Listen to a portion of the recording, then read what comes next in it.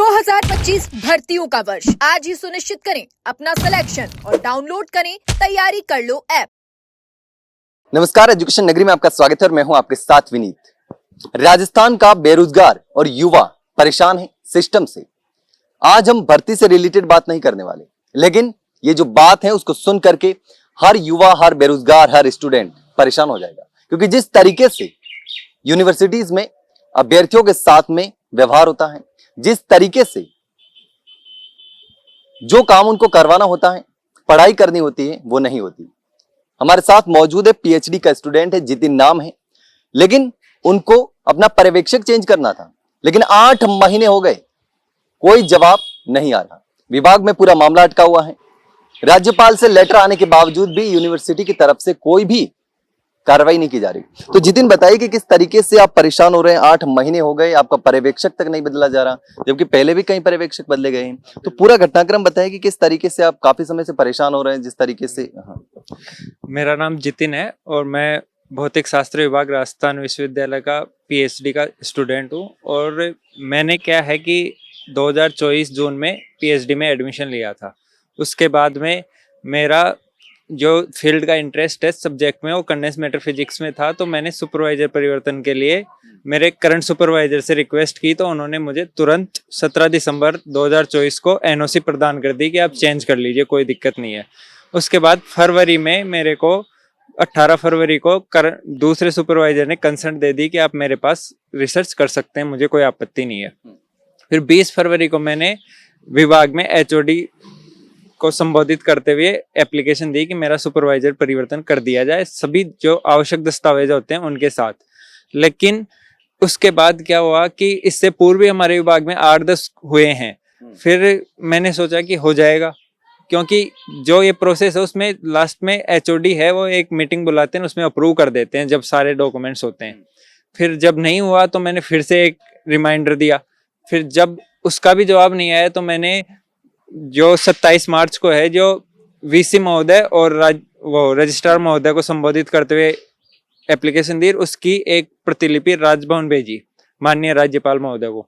उसके बाद में वहां से राजभवन से एक लेटर आया कि इसका निस्तारण 5 दिन में किया जाए, लेकिन अभी तक मुझे उसका ना तो कोई जवाब दिया गया, ना कोई निस्तारण हुआ है। और उसके बाद मैंने फिर वीसी महोदय को एक और लेटर दिया, 2 लेटर, एक लेटर राजभवन भेजा, उसके अलावा 2 लेटर एचओडी महोदय को दिए।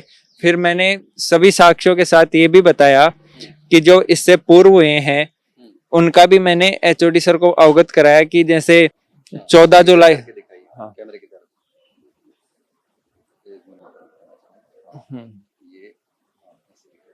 ये जो है सारे पहले चेंज हुए हैं, ये सारे पहले चेंज हो रखे हैं। हाँ, जितने भी नाम देख रहे हैं पहले चेंज हो रखे हैं।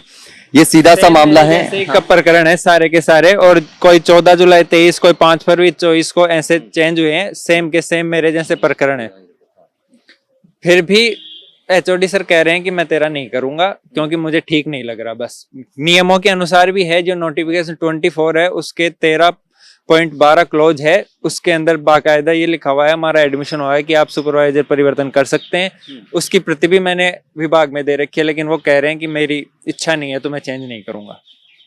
तो क्या ठीक नहीं लगता है एचओडी? मतलब क्यों, आखिर किस वजह से कि परिवर्तन नहीं करना चाह रहे?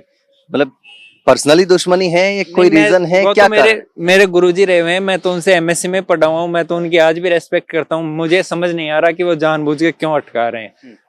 मैंने तो उनको कभी कुछ ऐसा कहा भी नहीं, हमारी कोई पर्सनल दुश्मनी भी नहीं है मेरी तरफ से। तो वो मन में क्या रख रखे उसका मुझे पता नहीं है, लेकिन वो करना नहीं चाह रहे और बार बार मीटिंग नहीं करवाते। जबकि डीआरसी मीटिंग सामान्य तो 3 से 4 महीने में हो जाती है हर डिपार्टमेंट में, मैक्सिमम 6 महीने में तो होती है, लेकिन 8 महीने से अटका रहे हैं। कोई मीटिंग नहीं हो रही है, कुछ नहीं हो रहा है। होती है, डेट देते हैं, नोटिस निकालते हैं, इस दिन मीटिंग होगी। फिर जैसे ही हम जाते हैं कि सर हमारा प्रकरण, तो फिर उसको कैंसिल कर देते हैं मीटिंग को।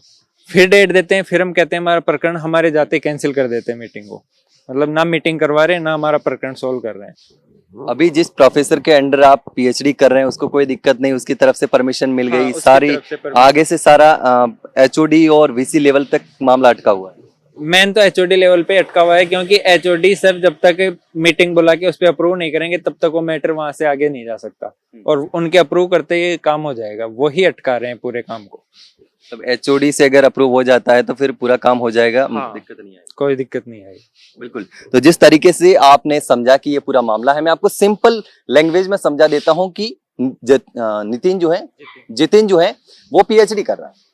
उनका जो प्रोफेसर है जिसके अंडर पीएचडी कर रहा है, जैसे कि आप मैथ के स्टूडेंट हैं और आपको हिंदी या अंग्रेजी का टीचर पढ़ा रहा है, लेकिन आप चाहते हैं कि मुझे मैथ का ही टीचर पढ़ाए, तो बस यही दिक्कत है इनकी। इनका जो प्रोफेसर है वो दूसरे सब्जेक्ट का है और ये चाहते हैं कि मुझे उसी सब्जेक्ट का जो प्रोफेसर है उसके अंडर पीएचडी करे, क्योंकि पीएचडी में रिसर्च होती है और उसमें बहुत सारी पढ़ाई होती है, सामान्य जैसे 10वीं 11वीं या कॉलेज तक का मामला नहीं है। तो ऐसे में उसी सब्जेक्ट का प्रोफेसर होना जरूरी है। और पहले कई मामलों में ऐसे जो प्रोफेसर हैं, जो पर्यवेक्षक हैं, वो बदले गए हैं, लेकिन इस मामले में जो पूरा मामला है वो अटका हुआ है। 8 महीने से मामला अटका हुआ है, एचओडी लेवल तक अटका हुआ है। लगातार गुहार लगा रहे हैं, राज्यपाल से भी लगातार गुहार लगाए, उसके बाद राज्यपाल की तरफ से, ऑफिस की तरफ से लेटर भी जारी कर दिया गया वीसी को, लेकिन उसके बावजूद भी मामला जस का तस है, कोई समाधान नहीं हो रहा है। और ऐसे में अभ्यर्थी जो हैं वो परेशान हो जाते हैं, हताश हो जाते हैं और कोई रास्ता नजर नहीं आता।